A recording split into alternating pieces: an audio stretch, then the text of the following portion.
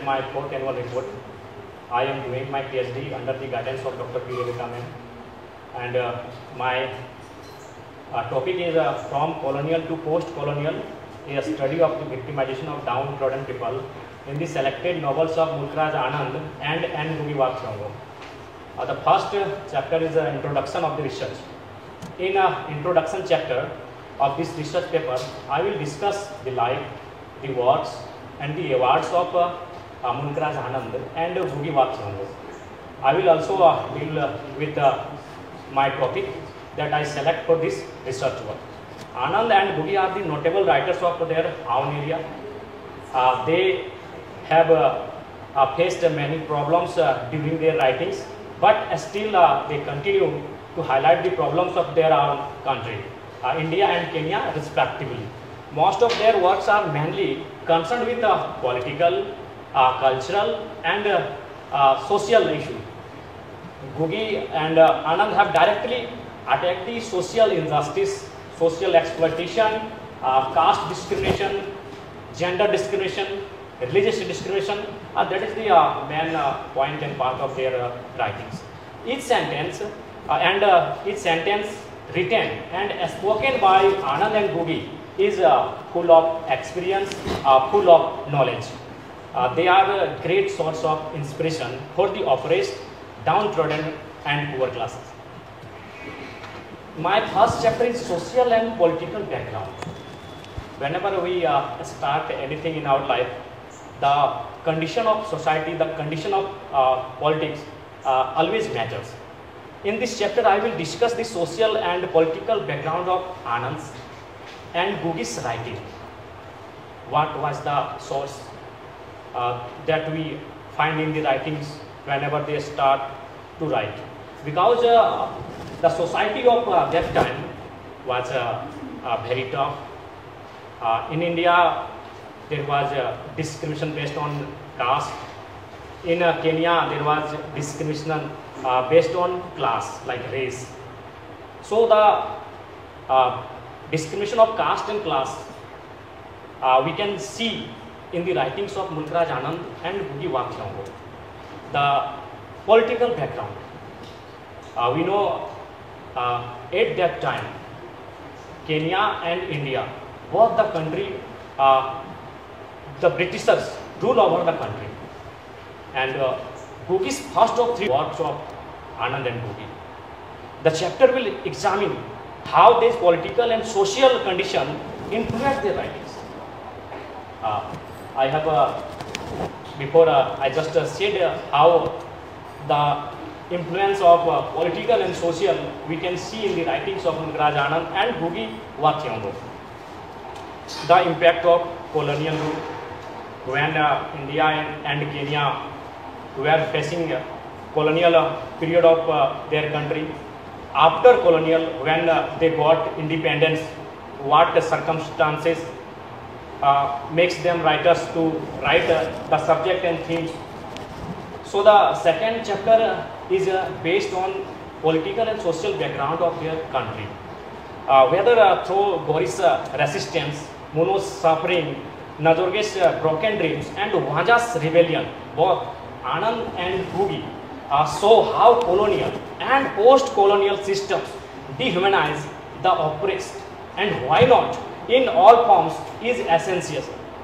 Their works continue to making them a foundational voice in the world. My second chapter is quest for identity. Everyone has a desire, has a wish that we have a identity in our society. Without identity, we can't exist in our society. Everyone has a desire, everyone has a wish that he or she has their personal individual identity. So the important thing also occurs in the novels of Mulkraj Anand and Gugi Wakhyongo, that is quest for self-identity. The quest for self-identity is a central theme in the colonial and post-colonial period. So this chapter will deal with Anand's and Gugi's protagonists search for their identity in the selected novels. In the novels of Anand and Gugi, characters grapple with colonial trauma, social hierarchies, gender oppression, economic exploitation. Their journey are not just personal. The characters in the selected novels of Gugi and Anand, their journey are not personal but symbolic of national and collective identity crisis in colonial and post-colonial era of their own country. Across these 4 novels that I have been selected for my research works, the quest for self-identity is deeply connected with social oppression, colonial legacy, gender roles, and political awakening. Anand saw how social reform and moral strength are necessary for selfhood, but also how caste and poverty erase identity. Like character of Muno, like character of Pakha, we can see that how poverty and caste discrimination erase someone's identity. Gugi present identity as political and collective journey, where the individual must important historical betrayal and systematic exploitation of their country Kanya. Vanja's quest for identity is a struggle to survival. Vanja in Blood of Beetle is a character, and her quest for identity is a struggle. In every part of the novel, we find that every step, every way, he chooses the path of a struggle. Self-respect, that is most important, and political consciousness in a world where gender oppression, class exploitation intersect. Through the characters of Vanja, Gugi is still searching for true liberation.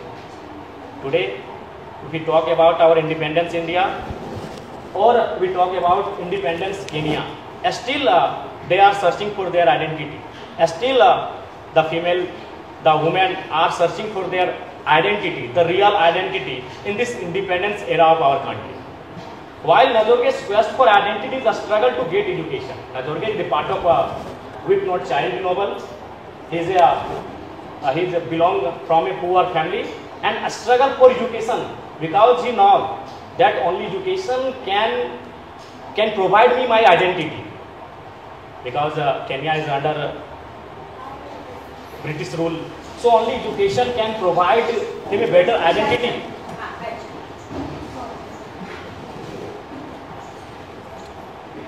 The third one is understanding the art of characterization. This is very important because the selection of art, it matters in novels issues, novels wider recognition. In this chapter, I will discuss the selection of characters by Anand and Gugi. All the selective characters in these novels for this research are outstanding and very close to reality. They are very close to reality. Whenever we read about it, we feel that the same thing is happened in front of my eyes. That same thing is happened in front of in this society when I exist. Characterization is central to literary craft. In Petals of Blood, Coolie, With Not Child,